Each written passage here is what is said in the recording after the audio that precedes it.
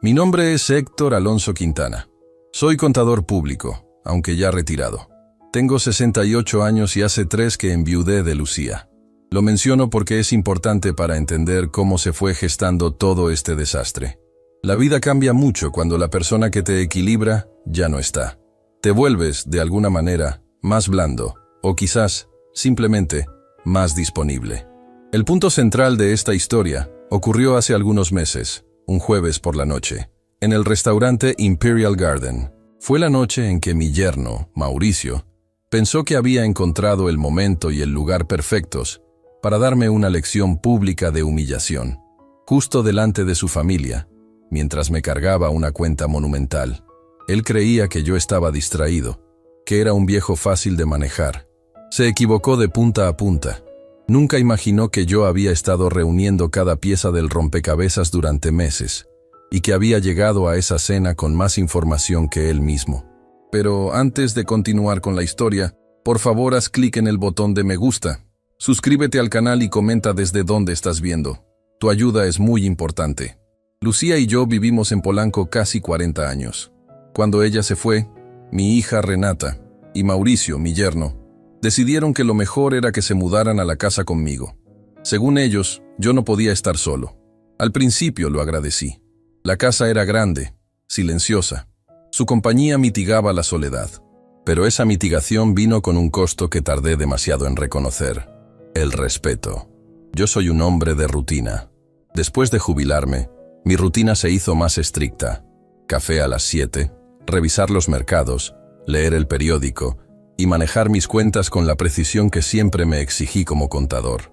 Pero con ellos en casa, las cosas empezaron a moverse. Mi estudio, antes mi santuario, comenzó a ser un lugar de paso. Los documentos se movían, las cosas desaparecían. Al principio eran tonterías, un lapicero, una carpeta.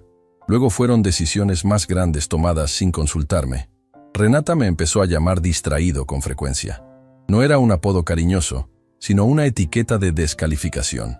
Si olvidaba la hora de una cita menor, si no encontraba las llaves que ellos mismos habían movido, ella sonreía, pero sus ojos decían que yo era una carga. Mauricio se sumó a esa dinámica, claro. Él me trataba con un exceso de condescendencia, el tipo de respeto forzado que solo sirve para disfrazar el desprecio. La escalada financiera fue gradual, como casi todos los abusos. Empezó con una necesidad urgente. El coche de Mauricio, según él, había colapsado y necesitaba uno nuevo para cerrar negocios importantes. Me pidió 180,000 pesos. Lo llamó préstamo, pero nunca discutimos términos ni fechas. Simplemente me dio un papelote sin valor legal y me dijo que me pagaría pronto. Lo saqué de mis ahorros. Lucía siempre me dijo que ayudar a los hijos es una obligación, pero también me dijo que la ayuda no debe ser un cheque en blanco a la irresponsabilidad. Al poco tiempo vino lo del negocio inmobiliario. Una oportunidad única en Querétaro, decía Mauricio, que necesitaba una inyección de capital inicial para arrancar. 240,000 pesos. Esta vez, Renata me presionó. Me dijo que era la oportunidad de la vida de Mauricio para asegurar nuestro futuro. Nuestro futuro. Me hizo sentir que al dárselo, estaba asegurando mi propia vejez digna. Les entregué el dinero. Nunca hubo tal negocio. Nunca vi un solo documento que probara la existencia de esa empresa. Los 240,000 pesos se esfumaron. Me volví su cajero automático silencioso. Unos meses después, Renata, con una discreción que me pareció sospechosa, me pidió 85,000 pesos para una cirugía menor de salud. Semanas más tarde, vi que se había hecho retoques estéticos. Me lo negaron, por supuesto. Dijeron que era efecto de una nueva dieta. El total de dinero drenado en esos 3 años, con pequeños pagos de tarjetas, viajes y emergencias menores, sumaba cerca de 697,000 pesos. Yo lo llevaba anotado, no en un libro de quejas, sino en mi cuaderno de contabilidad. Los números, para mí, no mienten. Yo intentaba justificarlo. Mi hija es mi hija. Un padre tiene que sacrificarse. Pero esa justificación se empezó a sentir hueca. Empecé a sentir una corrosión interna. Ya no era solo el dinero, era la forma en que lo pedían, con exigencia disimulada. Yo sentía que solo me necesitaban por mi patrimonio, por mi pensión, por la casa. Lo que me hizo despertar por completo no fue un nuevo préstamo, sino algo que descubrí por accidente. Yo soy muy ordenado con mis papeles. Un día, a principios de año, estaba revisando los archivos viejos en mi estudio, buscando unas pólizas de seguro de la casa. Mauricio había estado usando mi escritorio mientras yo estaba en el doctor. Debajo de una pila de recibos de tintorería que él había dejado desordenados, encontré una hoja arrugada. No era un documento legal, sino un borrador escrito a mano, con números y flechas. Estaba planeando la forma de transferir la propiedad de mi casa de Polanco a nombre de Renata, o de venderla en el menor tiempo posible, argumentando que yo ya no estaba en plenas facultades mentales para administrarla. Mi casa, el lugar donde Lucía y yo criamos a Renata. El nido que, según la tasación reciente que yo había hecho discretamente, valía alrededor de 6.8 millones de pesos. Y ellos ya tenían un plan escrito para quitarme el único capital que me quedaba, el único lugar seguro que tenía. Eso me heló la sangre. No reaccioné de inmediato. Lo metí en un sobre y lo guardé en mi caja fuerte. Esa noche no dormí. Me di cuenta de que su condescendencia, sus cuidados y sus urgencias financieras no eran errores de juicio o irresponsabilidad.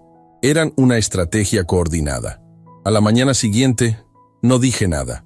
Desayuné con ellos como si la noche anterior no hubiera descubierto un mapa para mi destrucción. Pero a partir de ese momento, empecé a observar de verdad. La prueba definitiva vino una semana después. Mauricio había dejado su teléfono cargando en la sala y se fue a la tienda. Sonó un mensaje y la pantalla se encendió. Instintivamente, o por la desconfianza que ya me carcomía, me acerqué. El mensaje era de Renata. ¿Le dijiste a tu mamá lo de Polanco? Necesitamos que el cajero automático no se dé cuenta de nada hasta que firmemos. El cajero automático, así me llamaban. En ese momento, la tristeza dio paso a una calma fría. Ya no había espacio para la negación o la justificación. Había un plan, y mi dignidad estaba en juego. Yo soy un contador, no un detective, pero soy metódico. Y conocía a la persona perfecta, Ramón Salgado. Ramón fue investigador para la Fiscalía en los 80 y 90, antes de montar su propia agencia privada. Había sido cliente mío muchos años. Le conté la historia, desde el primer préstamo hasta el borrador del plan de venta de la casa. Le dije a Ramón que necesitaba pruebas irrefutables. Necesitaba que rastreara cada transferencia, cada supuesto negocio de Mauricio, cada mensaje. No quería confrontación, quería evidencia. Quería una auditoría forense de mi propia familia. Ramón trabajó con una eficiencia sorprendente. En menos de 2 meses, él me entregó un cuaderno con todos los detalles verificados. Las cuentas bancarias de Mauricio y Renata, los flujos de dinero, las fechas exactas de las transferencias y copias autenticadas de los mensajes comprometedores, incluyendo el apodo que me habían puesto. La estafa de los 697,000 pesos estaba perfectamente documentada. Guardé el cuaderno bordó de Ramón en mi maletín. Seguí actuando con normalidad. Los dejaba moverse por la casa, tomar decisiones menores sobre las compras y responder con un simple asentimiento a sus historias sobre lo mucho que trabajaban. El silencio se había convertido en mi mejor arma. La semana anterior a la cena, Mauricio me llamó. «Papá Héctor, queremos que vengas a una cena. Es una cosa importante. Solo para que conozcas a unos socios de mi familia en un ambiente más relajado. En el Imperial Garden». El Imperial Garden es uno de los restaurantes más caros de la ciudad. Un lugar al que solo iba en ocasiones muy especiales con Lucía. «¿Qué tan importante es?», pregunté con calma. «Ya verás, es una sorpresa. Es el jueves. A las 8:30, por favor. No llegues tarde». Algo en su tono me alertó. Ese brillo de superioridad velada. Pensé en el plan de la casa, en el dinero robado, en el cajero automático. Comprendí que esa cena no era un evento social, sino una trampa. Mauricio no solo quería que yo pagara una cuenta exorbitante. Quería convertirme en el objeto de burla de toda su familia. Quería establecer públicamente que yo era la fuente de su riqueza. Un viejo al que se le podía exigir cualquier cosa. Yo no les dije que sí de inmediato. Esperé. 2 horas después, Renata me mandó un mensaje de texto. «Papá, ¿vendrás? Es importante para Mauricio. Sé puntual. 8:30 p.m. No queremos hacer esperar a Elvira». Elvira era la madre de Mauricio. Una mujer clasista que siempre me había mirado por encima del hombro. La pieza perfecta para la humillación planeada. Esa noche, marqué un número que había guardado por años. El de Julián Ríos, el gerente del Imperial Garden. Julián, soy Héctor Quintana. Necesito que me hagas un favor muy discreto. Voy a cenar el jueves en el restaurante. Necesito verificar la hora real de la reservación de mi yerno, Mauricio Beltrán. Julián, siempre profesional, me llamó a la mañana siguiente. Héctor, la reservación de los Beltranes a las 6 de la tarde. Tienen un grupo grande. Parece una celebración importante. Es la mesa 7. 6 de la tarde. Mauricio y Renata me habían citado a las 8:30. 2 horas y media después de que su celebración terminara. Lo hicieron a propósito, para asegurarse de que llegaría al final, cuando los platos estuvieran vacíos, el alcohol hubiera fluido libremente, y la cuenta ya estuviera impresa, lista para ser entregada a papá Héctor. Me vestí con mi mejor traje, aquel que Lucía me había regalado, el que usaba para las juntas importantes. Revisé mi maletín, mi billetera, mis llaves, mi teléfono y mi cuaderno bordó. Todo estaba en orden. A las 8:25 me subí al taxi que me esperaba. Mientras el coche avanzaba por Reforma, yo sentía la calma tensa que precede a una auditoría crítica. Yo sabía exactamente lo que iba a pasar al llegar al Imperial Garden, y por primera vez en mucho tiempo no estaba asustado. Estaba listo. Llegué puntualmente a las 20:30 horas. El anfitrión me condujo a la mesa 7. La mesa estaba llena. Había al menos 10 personas. Mauricio, Renata, Elvira Beltrán, el hermano Iván y varios parientes más. Habían estado celebrando intensamente. La mesa era un desorden de copas vacías y restos de langosta. Cuando me vieron, hubo un silencio incómodo, seguido por una risa forzada de Mauricio. «Mira, papá Héctor, qué puntual, como siempre. Pensé que no llegarías. La fiesta acaba de terminar. Estuvimos esperándote». Renata sonrió, una sonrisa tensa y nerviosa. «Estuviste un poco distraído con la hora, papá, pero al menos llegaste para los postres, si es que queda algo». Elvira Beltrán no sonrió. Simplemente me miró con desdén y comentó algo en voz baja a Iván, que se rió. Sentí sus ojos juzgándome, mirándome como el intruso que llega tarde y espera una limosna. Mauricio levantó la mano y con un gesto de falsa generosidad llamó al mesero. «¿Podríamos tener la cuenta, por favor? Y por cierto, papá Héctor, ¿te gustaría algo de beber? Aunque claro, ya estamos cerrando la barra de champán». El mesero trajo la carpeta de piel con la cuenta dentro. Mauricio la tomó. Hizo un show de revisarla rápidamente. Y luego, con la intención más cruel, la deslizó sobre la mesa, deteniéndola justo frente a mí. «Papá Héctor, tú que eres contador, ¿podrías revisar este pequeño gasto? Lo hemos pasado excelente. Moet, langosta y unos postres que te hubieran encantado. No te preocupes por el total. Es solo una formalidad para que te la revises». La cuenta, por supuesto, estaba abierta y perfectamente visible. 8,750 pesos. Un golpe diseñado para que yo sintiera el peso de su extravagancia y mi propia insignificancia. Renata asintió. Su rostro era una máscara de inocencia. «Sí, papá, por favor. Ya sabes que Mauricio no es bueno con los números». La familia Beltrán observaba la escena, esperando el inevitable momento en que el viejo sacaría la tarjeta y pagaría la fiesta, a la que ni siquiera había sido invitado. La humillación ya estaba servida, pero yo no moví la mano hacia mi billetera. Simplemente levanté la vista, miré a Mauricio directamente, y luego, con la voz tranquila de quien solo pide un vaso de agua, dije: «Antes de pagar, me gustaría hablar con Julián Ríos, por favor, el gerente». Mauricio se tensó. Su sonrisa se desvaneció. «No es necesario, papá Héctor. Es solo una cuenta, no hagas un drama». «Insisto», dije. «Hay algunos detalles sobre la reservación que quiero verificar. Soy un hombre de números, ya lo sabes». El mesero, confundido por la tensión palpable, se dirigió a buscar al gerente. Mientras esperábamos, el silencio de la mesa era denso. Mauricio intentaba disimular su molestia, pero su cara ya se había puesto roja.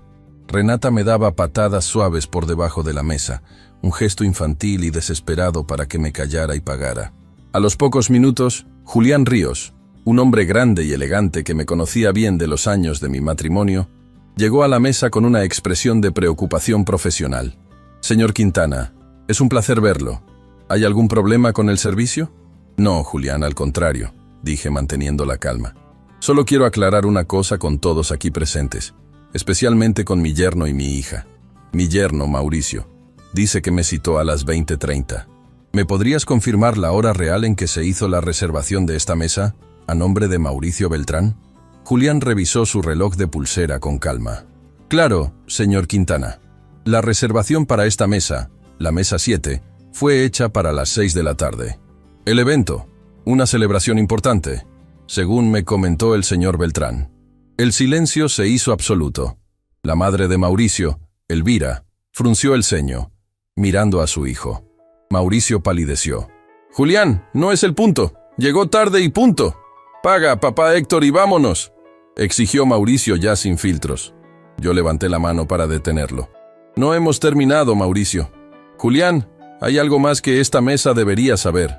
¿Podrías, por favor, informarles sobre mi relación con el Imperial Garden?» Julián me miró, entendiendo perfectamente la señal. Este no era un problema de facturación, era un asunto de poder. «Por supuesto, señor Quintana. Es un honor. El señor Héctor Alonso Quintana es uno de nuestros socios fundadores de Cuenta Preferencial. Ha sido un cliente valioso para nosotros desde hace casi 20 años. Su crédito en este restaurante es impecable». Y ahí, en ese instante, el tablero se dio la vuelta.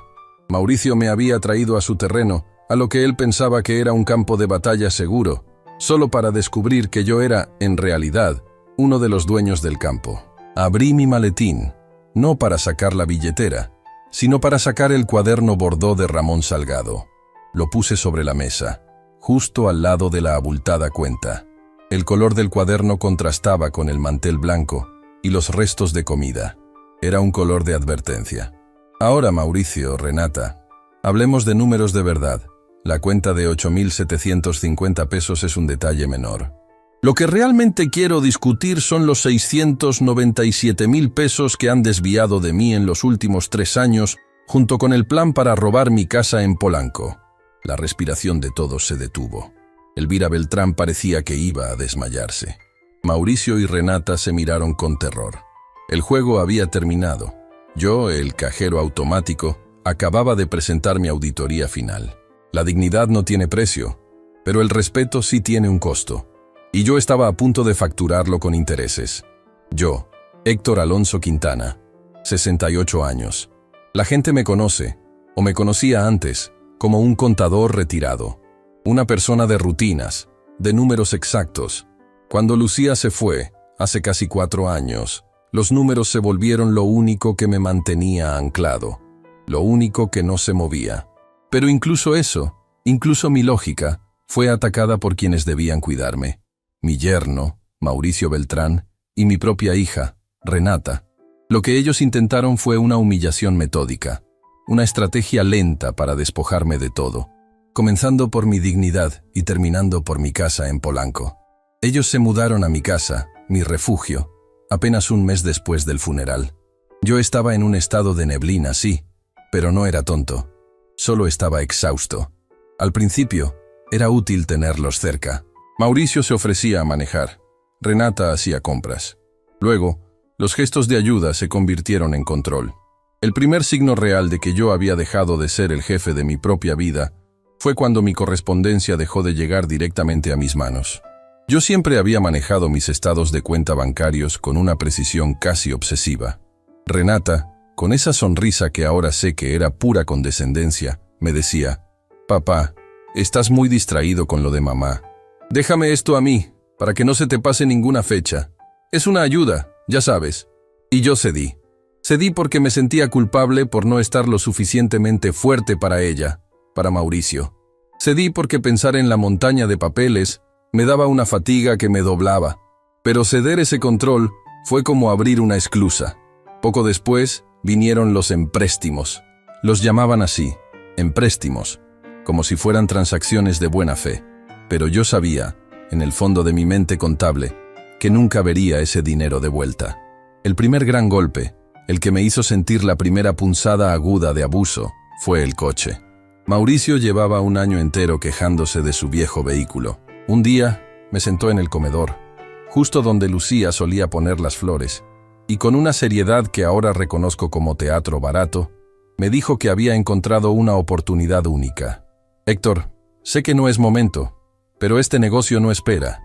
Es un sedán de lujo, esencial para la imagen que necesito dar a mis nuevos clientes. 180,000 pesos. Lo conseguiré a un precio de remate. Lo pagaré en 6 meses. Te lo juro por mi vida y por la memoria de Lucía, me dijo.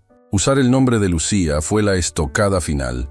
Yo tenía ese dinero ahorrado para una remodelación pendiente en la cocina, algo que Lucía había planeado. Le di el dinero. No hubo pagaré. Solo la palabra de un hombre que, supuestamente, era mi familia. Lo apunté en mi libro mayor personal. Un activo que sabía, por instinto, que se convertiría en pérdida. 6 meses pasaron, luego 8. El coche nuevo estaba siempre estacionado en mi cochera, reluciente. Nunca mencionó el pago. Cuando yo, tímidamente, mencionaba el tema con un «Mauricio, ¿cómo va lo del coche?», él ponía una cara de mártir. Me decía que el negocio estaba lento, que la economía, que yo no entendía la presión que era ser un emprendedor. Renata, mi hija, intervenía invariablemente, poniéndose del lado de él. «Papá, no presiones. ¿Qué necesidad tienes tú de ese dinero? Está en la familia. Mauricio te lo devolverá cuando pueda, no seas tan...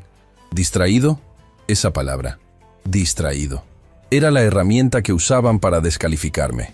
Distraído por el luto, distraído por la edad, distraído por vivir en las nubes. Yo era un contador con 40 años de experiencia, con un ojo para el detalle que me había hecho ganar respeto. Pero para ellos, yo era el abuelo senil que ya no podía manejar sus propias finanzas.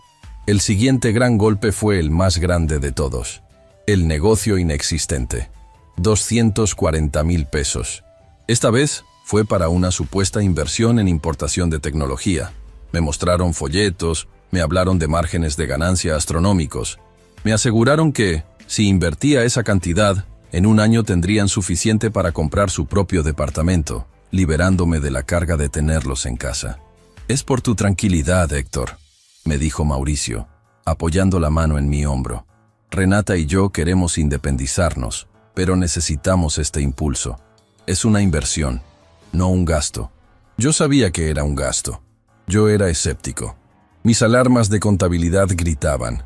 Pero la perspectiva de recuperar mi casa, de volver a tener silencio y mi soledad productiva, me hizo firmar la transferencia. Firmé, y en ese instante sentí cómo se iban volando 4 meses de mi pensión completa. Las justificaciones seguían llegando, y yo seguía esperando. Recuerdo un día particular, uno que me marcó profundamente. Renata me pidió 85,000 pesos para una cirugía correctiva en el hombro, debido a un viejo problema de natación. Me mostró radiografías viejas y me habló de dolor crónico. Por supuesto, yo me preocupé. Le di el dinero. Un par de semanas después, vi las facturas médicas que se le habían deslizado de su bolso. No era una cirugía ortopédica. Era una liposucción y un retoque facial. No le dije nada. Solo guardé las facturas. Las puse en una carpeta marrón que estaba escondida en el fondo de mi caja fuerte. Ahí no solo guardaba mi testamento y el acta de Lucía, sino también los recibos y notas de los préstamos, que para ese momento sumaban ya casi $500,000 de pesos. ¿Por qué no dije nada? Por 2 razones. Primero, la vergüenza. Me avergonzaba haberme dejado engañar tan fácilmente. Yo era un hombre de lógica, y mi lógica había fallado por el afecto mal entendido. Segundo, el silencio estratégico. Yo ya no confiaba en sus palabras, solo en mis ojos y en los números. Comencé a observar con una frialdad profesional. Notaba cómo usaban mis tarjetas de crédito adicionales para viajes que no me incluían, excusándose con que eran viajes de negocios, que requerían vestimenta cara y cenas lujosas. Veía los pequeños lujos, botellas de vino de precio ridículo en mi refrigerador, ropa de marca que aparecía de la noche a la mañana. Todo financiado con la pensión y las cuentas de inversión que Lucía y yo habíamos trabajado toda una vida para construir. Había también algo que no podían quitarme: la casa. La casa era el corazón de mi resistencia, la única pieza de capital grande que me quedaba. Ellos vivían bajo mi techo, en la colonia Polanco, en un barrio cuya seguridad y prestigio era lo que les permitía a Mauricio y a Renata mantener esa fachada de éxito. Yo sabía que si perdía esa casa, no solo perdía mi patrimonio, sino también mi identidad. El punto de inflexión no fue el dinero, aunque ya eran casi 700,000 pesos perdidos. El punto de inflexión fue la maldad desnuda que descubrí una tarde. Estaba yo en mi estudio, buscando un viejo contrato de arrendamiento para un vecino. Renata y Mauricio estaban de compras. Mi estudio siempre había sido mi santuario, pero ahora ellos lo usaban como oficina improvisada. Al mover una pila de revistas que Mauricio había dejado, vi algo que me hizo detener la respiración. Era un cuaderno de tapas bordó. No era mío. Era uno de esos cuadernos de apuntes que usan para juntas. Lo abrí, y lo que encontré no eran notas de negocios, sino una contabilidad paralela y un mapa de ruta para despojarme. En una página había una lista detallada de los montos que me habían sacado. 180K, auto, 240K, negocio, 85K, cirugía, y luego una serie de pequeños montos para viajes y gastos misceláneos, que sumaban con lápiz rojo 697,000 pesos. Debajo, 2 palabras escritas con la letra apresurada de Mauricio: cajero automático. Me levanté del asiento, sintiendo el frío en el pecho. No grité, no rompí nada. Yo era un contador. Mi reacción fue clasificar la información, no emocionalizarla. Pasé la página y entonces la estrategia se volvió aterradoramente clara. Había un diagrama que describía la venta de mi casa. Decía: Casa Polanco, valuación 6.8 millones. Transferencia de titularidad vía donación asistida por incapacidad. Héctor. Venta rápida. Capital inicial para el negocio real de Iván. Mi hermano, Iván Beltrán, el hermano de Mauricio. El documento era un plan frío y calculado para declararme incapacitado, transferir la casa a nombre de Renata, venderla y usar el capital para financiar un negocio familiar para los Beltrán, dejándome a mí, supongo, en alguna residencia o en un apartamento minúsculo. Mi mano tembló, pero mi mente se volvió de acero. La humillación ya no era financiera, era existencial. No era solo que me estuvieran robando, era que me estaban borrando. Cerré el cuaderno bordó. Lo guardé exactamente donde lo encontré. No hice ningún ruido. Cuando regresaron, yo estaba en mi sala, leyendo el periódico con las gafas puestas, como siempre. Renata me preguntó con ese tono dulzón: «Papá, ¿quieres que te prepare un té? Te ves cansado, distraído». Yo le respondí, sin levantar la vista: «No, hija, estoy bien. Solo pensaba en viejos números que nos suman. Es la edad, supongo». A partir de ese momento, mi vida se convirtió en una operación de inteligencia. Yo no podía confrontarlos. Si lo hacía, ellos podían huir, vaciar las cuentas restantes o tomar acciones legales rápidas contra mí antes de que yo pudiera protegerme. Tenía que esperar el momento justo, el momento de mayor exposición para ellos, y para eso necesitaba pruebas irrefutables, pruebas que un juez respetaría, no solo un cuaderno escrito a lápiz. Recordé a Ramón Salgado. Ramón había sido un investigador en la Procuraduría con quien yo había trabajado en varios casos de fraude empresarial hace años. Él era un hombre silencioso, discreto y eficaz. Lo localicé a través de contactos antiguos. Le pedí una reunión urgente en un café lejos de mi colonia, muy discreto, en el sur de la ciudad. Cuando nos encontramos le entregué una copia de mi estado de cuenta bancario, el cuaderno bordó, que copié y luego volví a dejar en su lugar, y las facturas de la cirugía estética. «Ramón», le dije, «necesito que investigues 3 cosas. La existencia real del negocio de tecnología de Mauricio. 2. La autenticidad de las transacciones de mi cuenta en los últimos 3 años. Y 3. La relación financiera y legal entre Mauricio, Renata y la familia Beltrán, específicamente en lo que respecta a mi propiedad». Ramón, un hombre que no se sorprendía fácilmente, revisó los papeles. Su mirada se detuvo en el monto total de 697,000 pesos. Él solo me preguntó: «¿Ellos saben que usted sabe, contador Quintana?» «No», respondí. «Y si se lo imagina, estoy perdido. Necesito que actúes en total secreto. Soy invisible para ellos, y así quiero seguir siendo hasta que tengamos todo. Ramón comenzó su trabajo. Yo, mientras tanto, en casa, fingía mi rutina. Los veía usar mi cocina, mi sala, mis recursos. Los escuchaba hablar de sus planes futuros, de los viajes que harían cuando la casa se vendiera. Escuchar todo eso sin reaccionar requirió una disciplina que solo los años de la contabilidad me habían enseñado. La paciencia para esperar el cierre de ciclo.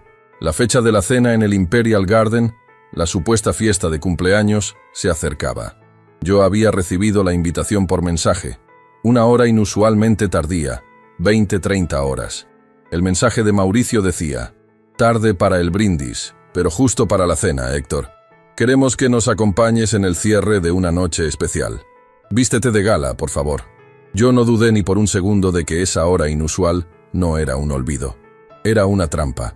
Era una señal de que la humillación planeada para esa noche no sería sutil, sino financiera y social. Yo, el contador distraído, debía llegar tarde, justo a tiempo para que la celebración principal terminara y se presentara la factura. Una factura que, sin duda, sería exorbitante.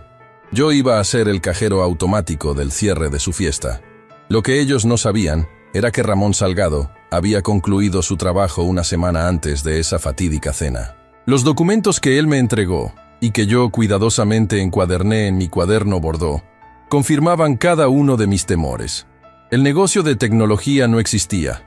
Las transacciones eran puras transferencias a cuentas personales. Y sí, existía un plan formal con un abogado para la transferencia de la propiedad de Polanco. Había incluso capturas de pantalla, mensajes de texto entre Mauricio y Renata, riéndose de mí, llamándome el cajero. Yo tenía en mis manos la evidencia para destruir su fachada y su futuro. Mi decisión ya estaba tomada. No podía permitir que la avaricia de mi propia hija y mi yerno destruyeran la memoria de mi esposa y mi vida entera. Esa noche, en el Imperial Garden, yo no iría a pagar una cena. Iría a recuperar mi dignidad y a poner las cuentas en orden, una vez más, con la precisión de un contador que se niega a que lo declaren en números rojos. La mesa estaba puesta para la humillación, pero yo ya había movido todas mis piezas. La cena de las 20:30 horas no sería su victoria. Sería el inicio de mi auditoría final, y ellos estaban a punto de descubrir que, aunque yo pudiera ser viejo y viudo, mis números siempre sumaban correctamente. Aquella cena, o lo que fuese aquello a lo que me invitaron, se detuvo por completo. Los camareros, que hasta hace un segundo se movían con la discreción que se espera de un lugar como el Imperial Garden, se habían quedado estáticos. Julián, el gerente, acababa de confirmar, frente a toda la mesa, que mi yerno y mi propia hija habían cometido la torpeza de invitarme a un lugar donde yo no solo era un cliente conocido, sino un socio menor, y, para efectos prácticos, alguien que nunca, bajo ninguna circunstancia, pagaría una cuenta sorpresa. El rostro de Mauricio no era de sorpresa, era de aniquilación. Un hombre que se había pasado 3 años construyendo una máscara de eficiencia y éxito, que siempre vestía de traje sastre y hablaba de inversiones, se encontró desnudo frente a su propia madre, Elvira, quien lo miraba con la ceja levantada, incapaz de entender por qué su hijo estaba sudando por una cuenta de apenas 8,000 pesos, si supuestamente manejaba negocios tan grandes. «Julián», dije yo sin levantar la voz. Mis palabras rebotaban en el silencio pesado del salón. «Agradezco su cortesía. Sin embargo, este asunto no se trata solo del cubierto. Es algo que lleva mucho más tiempo». Tomé mi servilleta de lino y la coloqué con cuidado sobre la mesa, junto al plato que nunca me permitieron tocar. Entonces, saqué mi cuaderno de tapas color burdeos de la bolsa interior de mi saco.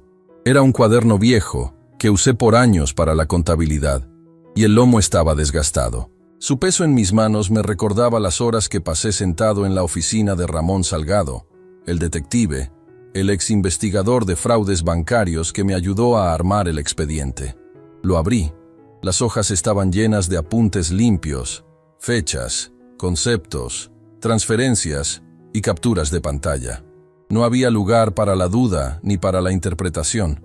Lo que yo iba a leer no eran acusaciones, eran hechos verificados, sellados y notariados. Mauricio intentó hablar, carraspeando. Papá Héctor, no entiendo qué haces. Estamos cenando. Es mi cumpleaños y estás con tus papeles de viejo. Su voz temblaba ligeramente, tratando de retomar el tono de burla condescendiente que había usado al llegar, pero le falló. No, Mauricio, respondí yo, mirando directamente las notas de Salgado. No estamos cenando. Ustedes terminaron de cenar hace rato y me citaron a las 8:30 solo para el momento de la cuenta. Y no es tu cumpleaños, lo sé muy bien.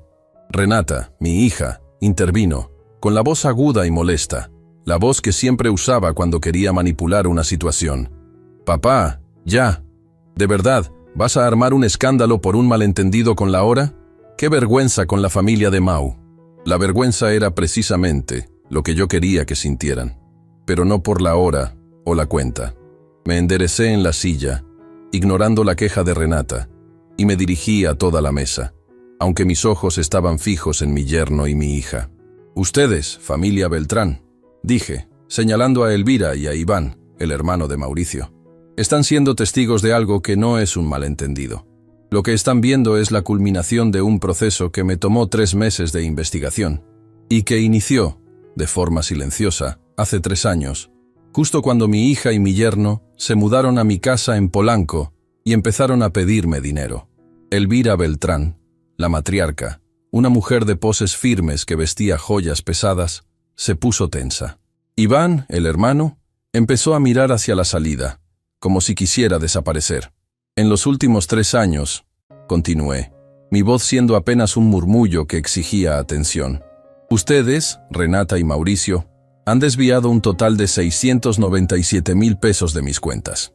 No lo digo yo, lo dicen estos registros bancarios y las pruebas que recopiló el investigador. Empecé a leer las entradas, lentamente, dándole a cada número su peso exacto. El 18 de marzo, hace 2 años, préstamo urgente para que Mauricio invirtiera en un nuevo software contable. 180,000 pesos. Nunca existió ese software. Miré a Mauricio. Él negó con la cabeza frenéticamente. El pasado mes de septiembre. Un supuesto traspaso temporal para cubrir gastos de cierre de un negocio urgente. 240,000 pesos. En realidad, ese dinero se usó para pagar el enganche de un auto deportivo que Mauricio luego revendió para generar liquidez para sus propias deudas.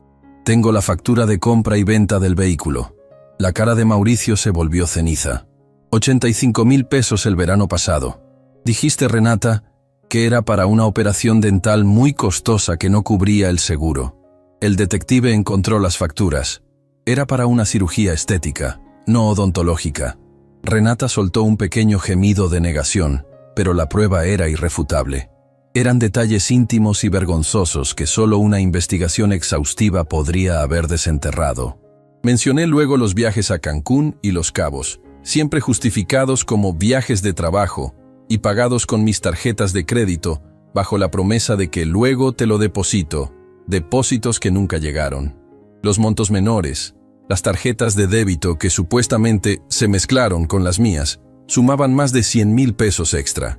No es la cantidad total lo que importa, expliqué, cerrando el cuaderno con un golpe seco que resonó en el silencio. Es la sistematicidad, es la mentira.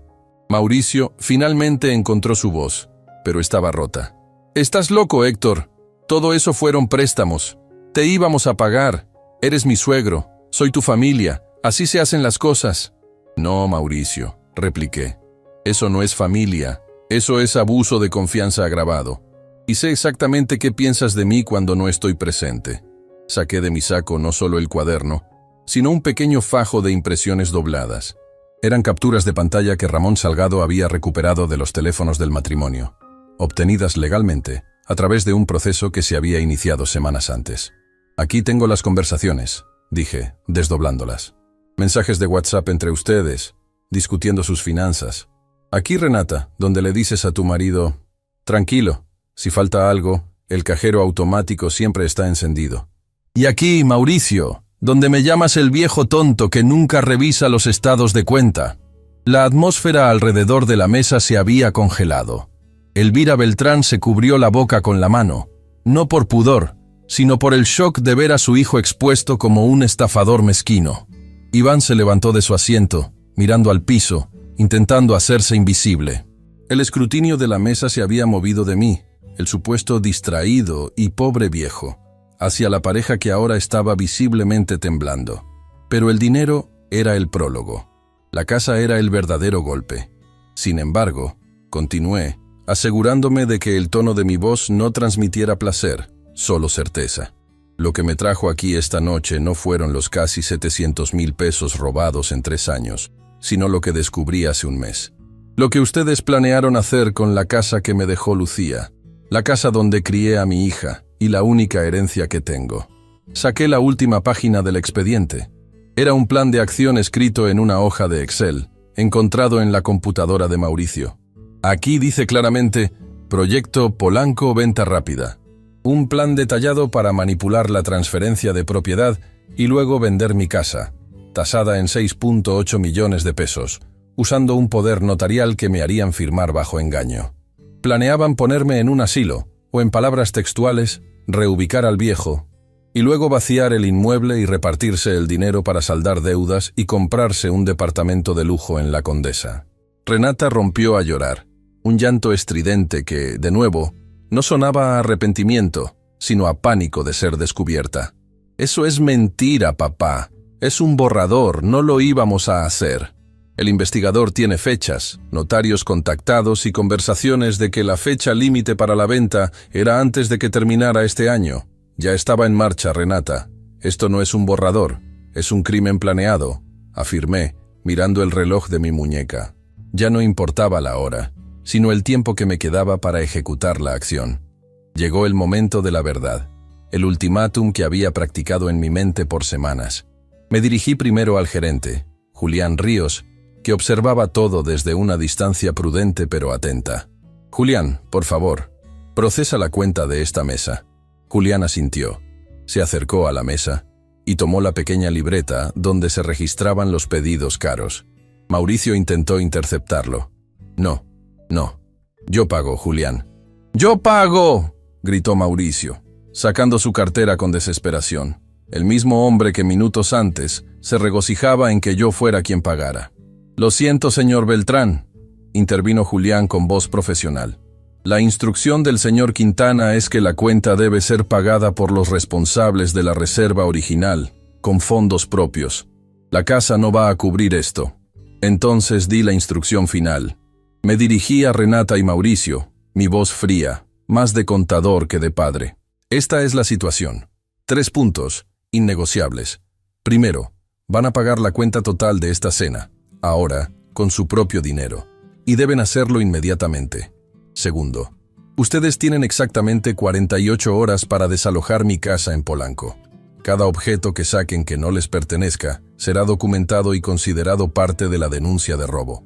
Tercero, la denuncia formal por fraude, despojo e intento de robo de propiedad está lista para ser presentada mañana por la mañana. La única cosa que la detiene es que lleguemos a un acuerdo notariado de pago y devolución del dinero desviado, más un monto de compensación por el daño moral». Les di tiempo para asimilarlo. El silencio se rompió cuando Julián regresó, no con un solo recibo, sino con la terminal de tarjeta de crédito. «Señor Beltrán, la cuenta es de 8,750 pesos. ¿Tarjeta o efectivo?». Mauricio metió la tarjeta. Su mano temblaba tanto que apenas podía introducir el plástico. Elvira, su madre, finalmente reaccionó, pero no para defenderlo, sino para entender su propia posición. «Mauricio, ¿me dijiste que eras solvente? ¿Qué clase de lío es este? Nos has arrastrado aquí para esto». Iván, el hermano, finalmente rompió el protocolo familiar y habló en voz baja a su madre. «Mamá, vámonos. Esto es un problema legal entre ellos». El intento de pagar la cuenta falló. «Transacción rechazada», anunció la terminal con una luz roja intermitente. Mauricio intentó otra tarjeta, la de negocios que supuestamente tenía un límite altísimo. De nuevo, la misma luz roja y la misma leyenda. Su plan de vida basado en las apariencias se estaba desmoronando con una simple cuenta de restaurante. «Señor Beltrán, su límite parece haber sido alcanzado», dijo Julián, sin una pizca de juicio en su voz, simplemente reportando el hecho. Me dirigí a Julián. «Julián, si no pueden cubrir el monto de la cuenta inmediatamente, por favor, proceda con el cargo a la tarjeta de mi hija, la señora Quintana. Si ambos tienen el límite excedido, divida la cuenta equitativamente entre los presentes en la mesa que no sean yo, y proceda a exigir el pago como una deuda del restaurante. Esa instrucción desató el caos. Dividir la cuenta significaba que Elvira y el hermano Iván también tendrían que pagar la fiesta que ni siquiera había sido de cumpleaños. «No, yo no voy a pagar nada de tu cena, Mauricio», gritó Elvira. «Ni un peso. Resuelve tus problemas». Renata, histérica, gritó a Mauricio. «Dile que no divida la cuenta. Pide un préstamo ahora mismo. Llama a alguien». Mauricio estaba acorralado. El sudor le corría por las sienes. Intentó nuevamente pagar, pero ya no con la misma arrogancia. Estaba completamente roto. Yo me limité a observarlos pelear por una cuenta de apenas 8,000 pesos, mientras que hacía un momento habían estado planeando robarme casi 7 millones. El contraste era grotesco. Tomé mi tiempo. Encerré el cuaderno y las pruebas, y esperé a que se resolviera el pago. Vi cómo Mauricio se humillaba pidiéndole dinero a su madre, quien se negaba rotundamente. Al final, fue Renata quien logró que pasara una tarjeta suya, con un límite mucho menor, pidiendo que procesaran solo una parte y dejando el resto como un compromiso de pago. Mientras firmaban el voucher, yo me levanté de la mesa. No tenía nada más que decirles en ese momento. «Les recuerdo el plazo. 48 horas», dije, mirando por última vez a mi hija, que evitó mi mirada. «La casa, de lo contrario, mañana mismo el expediente está en el juzgado». No esperé despedidas. Llamé a Julián a un lado, le agradecí su discreción y me fui del Imperial Garden, dejando atrás el sonido de las recriminaciones, las lágrimas falsas y la ruina que Mauricio había creado con su propia avaricia. El primer paso estaba dado. La humillación no había sido mía, y yo había recuperado, con esa salida silenciosa, una dignidad que pensé haber perdido para siempre. Pero faltaba lo más duro, la ejecución legal y el vacío de la casa. Y eso solo era el inicio. Yo soy Héctor Alonso Quintana. Ya lo dije, 68 años, contador público jubilado, viudo de Lucía. Y la historia que les cuento es la del día que mi yerno, Mauricio, junto con mi propia hija, Renata, pensaron que tenían derecho no solo a mi dinero, sino también a mi dignidad. Ellos habían organizado una cena en el Imperial Garden, supuestamente para celebrar algo, pero el verdadero plan era dejarme plantado, avergonzarme delante de la familia de él, y que yo llegara justo a tiempo para pagar la cuenta de una fiesta que no era mía. Una cuenta obscena de casi 9,000 pesos que incluía champaña Moet y langosta. Cuando llegué, el comedor estaba lleno, el murmullo de la gente era denso, pero la mesa grande que me señalaron era la única que tenía un vacío incómodo, el vacío que yo debía llenar como el tonto que paga. Mauricio me recibió con esa sonrisa plástica que tanto me irritaba, la que usaba cuando ya me había sacado algo o estaba a punto de hacerlo. «Papá Héctor, qué distraído», dijo mi hija, Renata, riendo fuerte, dirigiéndose a la madre de Mauricio, Elvira, y al hermano, Iván, que me observaban con esa mezcla de burla y superioridad que me habían dedicado durante años. Yo no respondí a lo de distraído. Me limité a tomar la silla que me indicaron, que estaba estratégicamente colocada de espaldas al centro del salón, como para que yo no fuera parte de la conversación. Me senté y los observé. Vi los restos de la langosta en los platos, las copas vacías que atestiguaban el derroche. La mesera se acercó casi de inmediato, como si estuviera esperando mi señal, y colocó la carpeta negra con la cuenta frente a Mauricio. Él la deslizó hasta mi plato sin siquiera mirarme a los ojos, con el mismo gesto automático con el que se tira la basura. «Necesitábamos que llegaras para esto, papá Héctor. Dijimos que nos harías el favor de cubrir el gasto. Elvira insiste en probar esos vinos carísimos». Elvira, la madre de Mauricio, solo asintió, encogiéndose de hombros, como si mi dinero fuera el fondo comunitario del que se servían. Yo tomé la carpeta negra, la abrí y vi la cifra.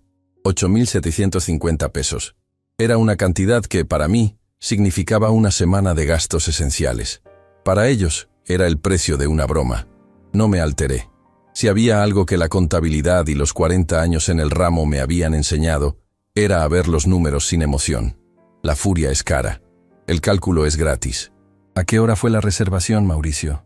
Pregunté con la voz baja, casi inaudible sobre el ruido del restaurante. Mauricio se inclinó, divertido. Ay, papá Héctor, ¿ya ves? Tan distraído. A las 6:30. No importa. Lo bueno es que ya estás aquí para el postre. Y para saldar esto. Yo asentí lentamente, cerrando la carpeta. Levanté la mano y llamé a uno de los meseros. Le pregunté si el señor Julián Ríos, el gerente, estaba disponible. La mesa se quedó en un silencio tenso. Elvira me miró con reproche, como si mi pregunta interrumpiera su digestión. El gerente, Julián, llegó a los pocos minutos. Era un hombre joven, de unos 40 años, que había heredado el puesto de su padre, un viejo amigo mío de la época en que yo asesoraba a muchos empresarios del centro. Cuando me vio, su expresión cambió de la formalidad profesional a una sorpresa genuina. Señor Quintana, qué gusto verlo. No sabía que estaba en el salón. Julián, un placer verte también. Le señalé la mesa, que ya estaba completamente inmóvil, expectante. Mauricio y Renata se miraban, confundidos por mi familiaridad con el gerente. Tengo un par de preguntas rápidas para ti, Julián. Mi tono seguía siendo suave, profesional, el mismo que usaba en las auditorías difíciles. Dígame, señor Quintana, la reservación a nombre de Beltrán o Quintana, ¿a qué hora exacta estaba programada? Julián, sin titubear, revisó su reloj de pulsera y luego miró hacia una tableta que llevaba. Permítame un momento. Ah, sí, la mesa para 12 personas. Reservación confirmada a las 18:00 horas, señor Quintana. Usted llegó a las 20:30. Renata intervino rápidamente, su voz aguda. Ya lo ves, papá. Te lo dije. Llegaste 2 horas y media tarde. Levanté la mano para silenciarla, sin despegar la mirada de Julián. Entendido. Y otra cosa, Julián. Por casualidad, mi cuenta preferencial aquí en el Imperial Garden, ¿sigue activa? Julián sonrió, una sonrisa genuina de respeto. Por supuesto, señor Quintana. Usted es socio fundador de esta casa. Tiene la cuenta preferencial activa, la número 004. Siempre. En ese momento, la atmósfera en la mesa colapsó. Elvira, que momentos antes me veía con desprecio, se enderezó. Mauricio se puso rígido. Ellos me conocían como el papá Héctor que vive en Polanco y paga todo, no como un socio de un restaurante de ese nivel. Yo le agradecí a Julián y él se retiró discretamente, pero no sin antes dar una orden silenciosa a un mesero para que se mantuviera cerca. Cuando el gerente se fue, saqué de mi bolsillo interior el cuaderno bordó de pasta dura. El mismo cuaderno donde, durante años, había llevado las cuentas de mi jubilación y los registros de los gastos esenciales. Desde que Lucía murió, era mi único confidente financiero. Lo abrí en la página marcada con un separador rojo y lo coloqué sobre la mesa, justo al lado de la cuenta de 8,750 pesos. Están en lo cierto.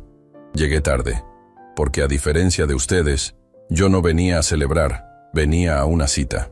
Hice una pausa. La familia de Mauricio no entendía. Mauricio y Renata, sin embargo, comenzaron a palidecer, reconociendo quizás el color del cuaderno.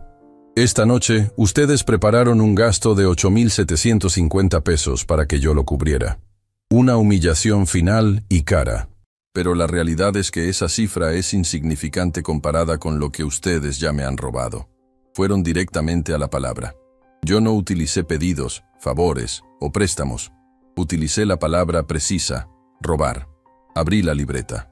Empecé a leer con la misma calma con la que leía un balance general. En los últimos 3 años, utilicé los servicios de un ex investigador de fraudes bancarios, Ramón Salgado. Las pruebas están aquí, anexas a este registro. Vamos por partes. Mi voz no subió ni un decibel, pero llenó el espacio de una autoridad que ellos no conocían. Empecemos con el automóvil que Mauricio supuestamente necesitaba para su negocio en expansión. Un vehículo que costó 180,000 pesos. Yo lo pagué directamente a la agencia, a plazos. La prueba que me entregó Ramón es que ese vehículo está registrado a nombre de una empresa ficticia que fue disuelta hace 6 meses y que ustedes lo vendieron a un particular en Cuernavaca por 150,000 pesos, embolsándose el dinero sin informarme que el negocio había colapsado. Mauricio intentó hablar. un balbuceo nervioso. Papá Héctor, eso no es así. Fue un mal... Cállate, Mauricio, dije, cortándolo con una mirada. No era un ruego, era una orden.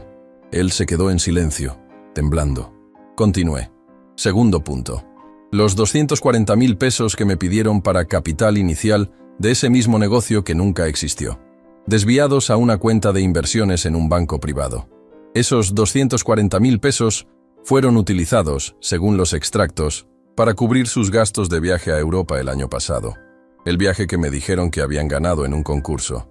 Renata llevó la mano a la boca, sus ojos llenos de pánico. Tercero, Renata. Los 85.000 pesos para lo que llamaron la cirugía de emergencia en la rodilla, de mi nieta. La niña ni siquiera sabe que tiene una rodilla. Las transferencias, hechas a un consultorio privado, fueron para una cirugía estética que buscaba modificar su perfil. Aquí tengo las copias de las facturas con el concepto real. Elvira, la madre de Mauricio, miró a su nuera con horror. Ella, que había sido cómplice silenciosa de la burla, ahora era testigo de una mentira mucho más grave. Eso suma ya 505.000 pesos. Súmenle los pagos constantes de tarjetas de crédito que ustedes me pedían cubrir por emergencias, las vacaciones, los muebles de diseñador que están en mi casa. El total documentado que tengo aquí, con fechas, transferencias y recibos firmados por ustedes, asciende a 697.000 pesos mexicanos exactos, casi 700.000 pesos que ustedes consideraron su derecho a tomar de mi jubilación. El aire se hizo denso. El resto de la familia de Mauricio se alejó un poco de la mesa, incómodos. Abrí la libreta en la última página marcada. Esta era la parte que me había quitado el sueño. No el dinero, sino la traición de mi propia carne. Pero el dinero, aunque duela, no es el punto más importante. El punto es el desprecio. Tomé una serie de impresiones de mensajes de texto que Salgado había recuperado de un teléfono viejo. Las puse sobre la mesa, alineadas. Aquí está cómo se referían a mí. Léanlas. El viejo es una máquina, un cajero automático. Solo hay que presionarle el botón correcto. Renata empezó a llorar. Un llanto seco y teatral. Pero ya no me afectaba. Mis emociones se habían quemado hace mucho tiempo. Y esto es lo más importante, continué, tomando un folio escrito a mano. Mauricio, esto está escrito con tu letra. El plan completo para solicitar un crédito hipotecario inverso a mi nombre, aprovechando que me harían firmar unos papeles para transferir la propiedad de mi casa en Polanco, valorada en 6.8 millones de pesos, a un fideicomiso, y luego venderla cuando yo ya no estuviera. El silencio en la mesa fue absoluto. El plan final. Me habían puesto una fecha de caducidad y un precio. Cerré el cuaderno bordó. El sonido fue pequeño, pero final. Escúchenme bien, los dos. Mi mirada estaba clavada en Mauricio, quien estaba lívido. El juego terminó. La fiesta terminó. Me incliné sobre la mesa y mi voz se endureció, aunque seguía siendo contenida. La cuenta de 8.750 pesos la pagan ahora, con su propio dinero. Segundo, ustedes dos desalojan mi casa en Polanco. Tienen exactamente 48 horas para sacar sus pertenencias y las de mi nieta. Si siguen ahí el miércoles por la mañana, intervendrá la autoridad. Y tercero, enfrentarán una demanda civil y penal por el desfalco de los 697.000 pesos, además de la conspiración para la venta de la propiedad. Renata se levantó, histérica. «Papá, no puedes hacerme esto. Soy tu hija. Mi hija es quien me traicionó por un par de zapatos de diseñador y un coche que no necesitaba. Mi hija es quien me planeó despojar de mi hogar. Ustedes han abusado de mi generosidad hasta convertirla en una arma contra mí». Llamé de nuevo a Julián Ríos. Él se acercó inmediatamente. «Julián, necesito un favor profesional. La cuenta de 8.750 pesos de esta mesa debe ser saldada inmediatamente. Bajo las regulaciones de mi cuenta preferencial, les pido que procesen el pago total de la mesa, pero que se divida el costo. Yo no consumí». Mauricio interrumpió, gritando. «Es mi cumpleaños, es mi invitación. Yo pago». «No, Mauricio», dije con frialdad. «Tu plan era que yo pagara. Ahora, la ley dice que todos los que se beneficiaron de este servicio son solidarios. Julián, procesa el pago dividido entre los adultos presentes en la mesa. Incluye a Elvira, a Iván y a los dos. Si se niegan a pagar sus porciones, aplica una retención de tarjeta. La cara de Elvira Beltrán, la madre de Mauricio, se puso roja. Héctor, espere. Yo no tengo por qué pagar por esa langosta, ni por esa champaña. Iván, el hermano, empezó a discutir con Mauricio. Mauricio, tú dijiste que tu suegro ya había pagado. ¡Nos mentiste! La mesa se convirtió en un caos inmediato y ruidoso, un torbellino de acusaciones y pánico financiero. Estaban en shock al darse cuenta de que la cena, que debía ser una humillación barata para mí, se había convertido en un problema legal y económico para todos ellos. Julián, profesionalmente, pero con una expresión de incomodidad, empezó a recolectar las tarjetas de crédito de los presentes, siguiendo mis instrucciones. Cada cobro parcial de unos 1.458 pesos se sentía como un puñal para ellos. Vi cómo la tarjeta de Elvira fue rechazada, y ella tuvo que rogarle a Iván que cubriera su parte. Mientras el escándalo crecía, yo me levanté de la mesa, dejando mi porción de silencio y dignidad atrás. Recogí el cuaderno bordó y la carpeta de la cuenta, que ahora tenía una nota de pago parcial solidario, grapada. Me dirigí a la salida. Renata me siguió, susurrando amenazas y súplicas a partes iguales. «Me las vas a pagar, papá, no tienes derecho». «Tengo derecho a mi casa, Renata. Ustedes se quedaron sin él hace mucho tiempo. Dejé el Imperial Garden en medio de la noche, sin postre, pero con una tranquilidad helada. Había abierto el expediente y la destrucción ya estaba en marcha.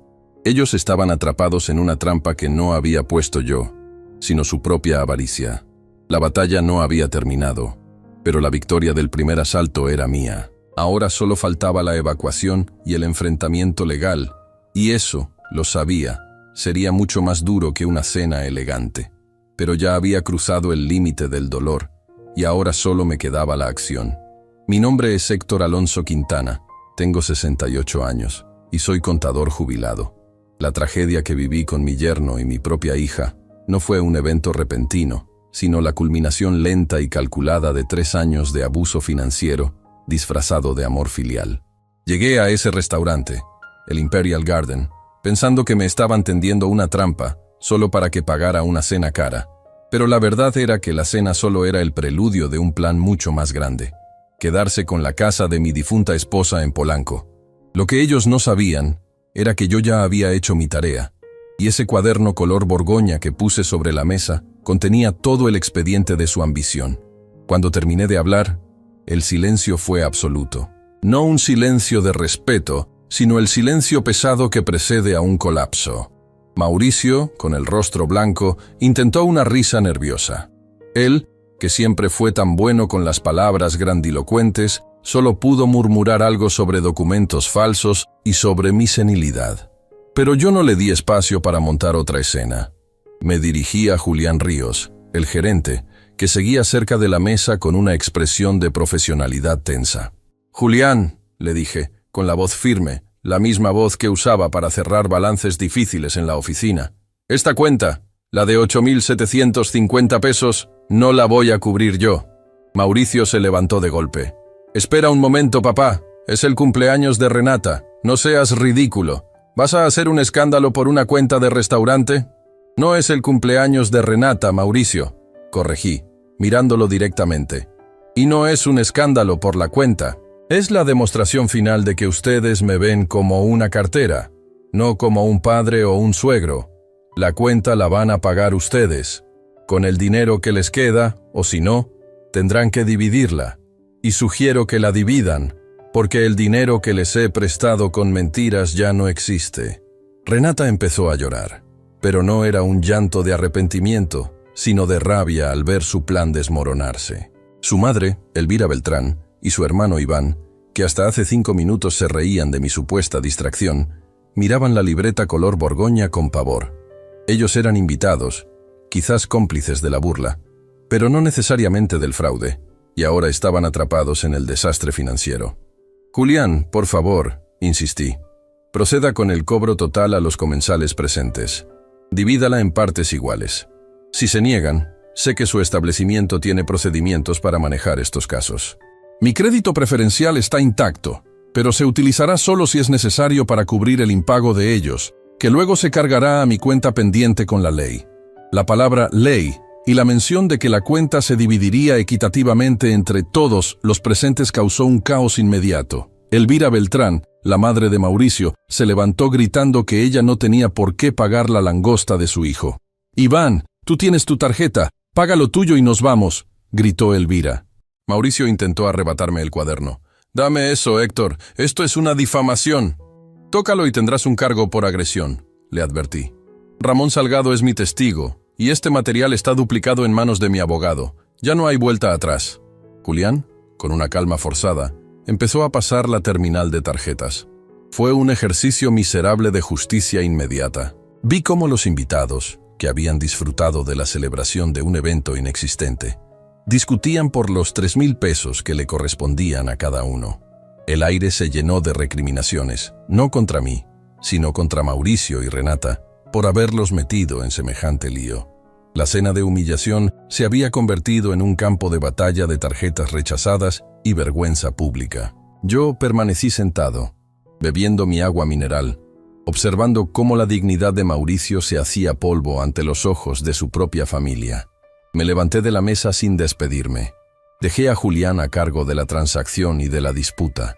No quería escuchar sus súplicas, ni sus excusas. Mi trabajo ahí había terminado. La humillación que habían planeado para mí esa noche, llegándome tarde para hacerme pagar y reírse de mi despiste, se les había revertido con la fuerza de un tsunami financiero y social. Cuando llegué a la casa en Polanco, aún estaba en silencio. La noche era oscura. No esperé a que volvieran. Llamé a mi abogado, que ya estaba avisado, y activé la orden de restricción de acceso. A la mañana siguiente, no me sorprendió encontrar a Renata histérica al teléfono. «Papá, no podemos entrar. Cambiaron las cerraduras. ¿Qué hiciste?» «Lo que dije que haría, Renata», respondí con un tono de voz monótono. «El desalojo está en proceso. Tienen hasta mañana a las 8 de la noche para retirar sus pertenencias personales. La casa está embargada provisionalmente bajo mi nombre mientras se resuelven las acciones legales por fraude». Ella amenazó con llamar a la policía. Le dije que lo hiciera. «La policía te mostrará las pruebas que tengo. Y si intentas forzar la entrada, enfrentarás un cargo penal por allanamiento».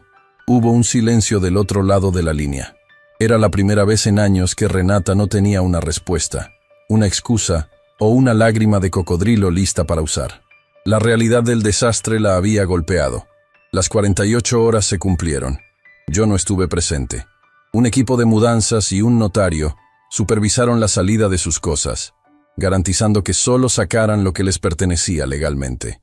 Se llevaron la televisión de pantalla curva que me habían prestado de mi sala y la cama que les había comprado.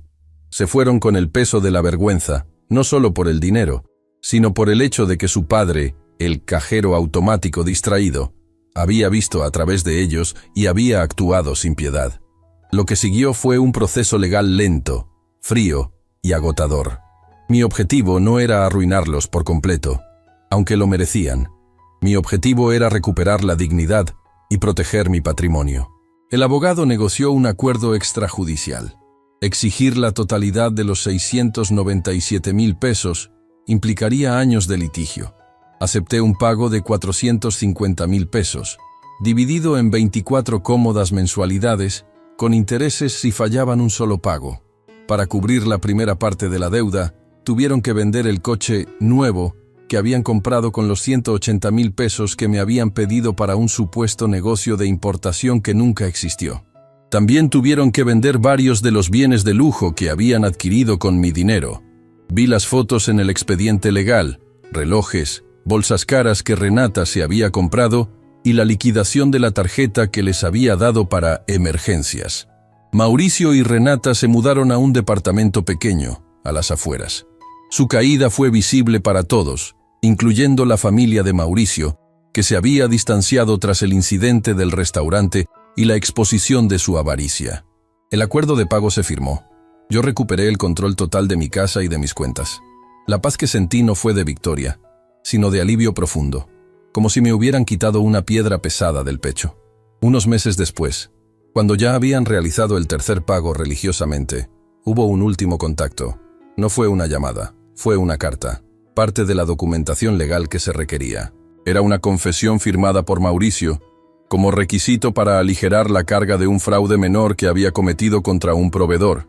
En esa declaración venía el último golpe, la confirmación de la depravación de su acto final.